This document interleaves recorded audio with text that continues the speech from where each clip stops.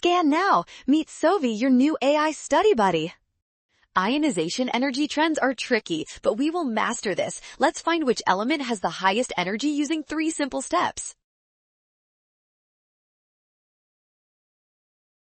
First, remember that ionization energy generally increases as you move from left to right across a period. This happens because the increasing nuclear charge pulls electrons much tighter to the nucleus. Next, we compare our options. Lithium and beryllium are in period 2, while sodium and magnesium are in period 3. Since energy decreases down a group, we focus on period 2. Comparing lithium and beryllium, beryllium is further right. It takes more energy to remove its electron, making option A our winner.